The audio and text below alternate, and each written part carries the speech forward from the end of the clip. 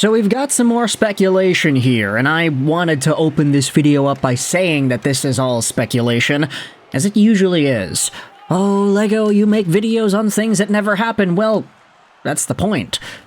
We talk about stuff that other people are talking about, and for this video, I wanted to dive into a conversation sparked up by the San Jose Sharks down there in California. You see, the Sharks, today, ended up placing defenseman Nick Leddy on waivers. He is in the final year of a $4 million AAV contract. Now, on the surface, that doesn't seem like a big deal. I mean, technically it is. Nick Leddy has been an NHL veteran for a long time now. You've seen this guy for years, you've heard about him for years, he's always been there. Chicago, New York, he's been bouncing around.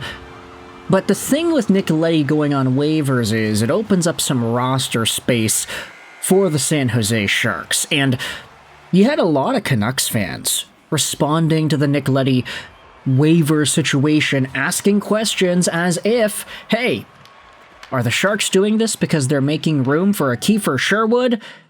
Is it a Kiefer Sherwood going over to San Jose? You had Rick Dollywall on 2 days ago's version of Donnie and Dolly going out there and saying that the San Jose Sharks have emerged as a suitor for forward Kiefer Sherwood. He said to keep an eye on the Sharks. They have the picks and the cap space. So obviously, because there was a link made in the media, it's going to make it a lot easier for Canucks fans to intrinsically assign every piece of San Jose activity to the greater good goal of trying to acquire Kiefer Sherwood. It's human nature, after all. We look for things that confirm our beliefs, and confirmation bias is a pretty big struggle that we deal with in our day-to-day. Tunnel vision, too. But when it comes to Kiefer Sherwood, you can say that this move could be on hold. While it's true, we've already heard word from Elliot Friedman that the Canucks and Kiefer Sherwood's agent will collaborate to try to find Sherwood a new NHL home.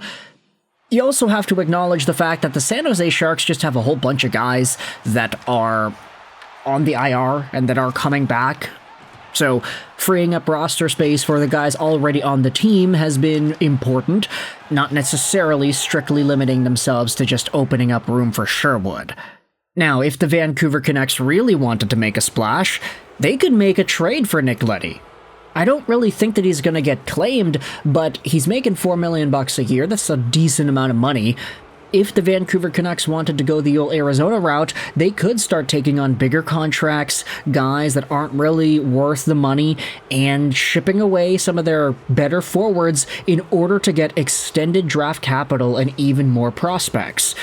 Just for a hypothetical example, let's say Nick Leddy clears. He's still making $4 million AAV. He's chilling in the minors. If the Vancouver Canucks were not getting a first-round pick for Kiefer Sherwood, let's say the max the Sharks are willing to offer is a second-round pick and a prospect for Kiefer. What if the Canucks say, okay, well, we'll take Nick Leddy too. Then can you upgrade that second-round pick to a first?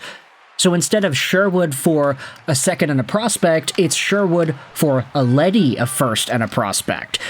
Negative value from the opposite teams can increase the value of the positive assets that they're also sending in the move. Either that or Vancouver can say, all right, well, if you don't want to give us a first, then how about we attach a second onto the deal as well? Sherwood and a second for a first and a prospect, rather than just Sherwood for a second and a prospect. It's kind of weird to think about it when I'm explaining it verbally, but there can be a little bit of extra value added from Vancouver's POV if they just take on bad contracts.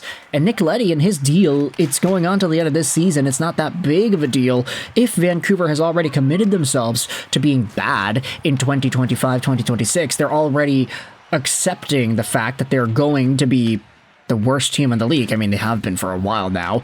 They've been last for this entire time. If they decided to go down that path, then I do think it's possible that the Vancouver Canucks can accrue some significant value in a transaction or two or even three like that. Now, we already heard rumors on Philip Bystead, how the Canucks want him and how they actually thought that he was a pretty big target from San Jose, so we'll see whether or not a trade like that is able to go down. Honestly, if it's like Sherwood in exchange for Leddy, Bystad, and a first, then I don't really know if Vancouver is sending enough value there. You might have to add on a third just to make it all even. Sherwood and a third for Bystad, a first, and Nick Leddy. I think that there is some opportunity here for Vancouver to exploit their cap space, because now that they traded away Quinn Hughes, they kind of have some opportunities here. And plus, the fact that they would have needed to extend Quinn Hughes anyway and given him like $15–16 million a year, not that he was going to sign it, but if they had that opportunity to re-sign him and bring him back, it seems like the Canucks would have. If they just had the chance, they would have done it.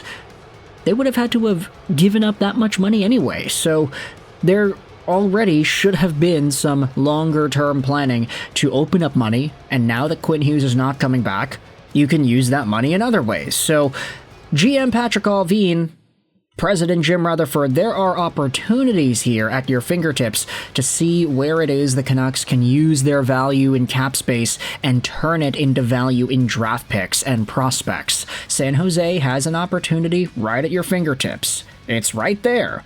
Whether or not the Canucks take it is up for debate. But you can let me know your thoughts in the comment section below, whether you think a Kiefer Sherwood trade to San Jose could be manifested here in the next few days, whether or not you think a Nick Leddy moving around does open the door to that sort of a transaction happening. Obviously, you're not entertaining the idea of a Macklin Celebrini, but if Vancouver is interested in getting that done, then I'd be pretty happy with that. Unfortunately, it's not going to happen, but still. In regards to the San Jose Sharks, though, they do have a number of guys coming back. You can take a look at their IR and see that it's loaded. Carey Price is on the IR, Vinny Desharnais, Shakir Mukhamadullin, Philippe Kurashev, Ty Dellandrea. Okay, I'm speaking about this as if Carey Price had a chance to ever come back. No, he's not. Sorry. As much as Tyler Toffoli would like to joke around with the young guys that Carey Price will return, he's done. And we've known that for a few years now. Will Smith coming back too, so nice to see him getting the opportunity once more. We did see Michael Misa make a return to the Sharks lineup post-World Juniors, so that's why the Sharks traded away a player the other day with a lower draft pick to Carolina. That was a video we already made and had a conversation about, so you can let me know your thoughts in the comment section over there if you wanted to get the scoop as to what went down.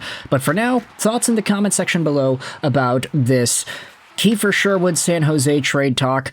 There are other elements that I think we can explore, but we'll see. Big shout out to Elliot Friedman for getting the conversation going on the weekend and giving us some stuff to talk about. But I hope you enjoyed this video. 9 and bye.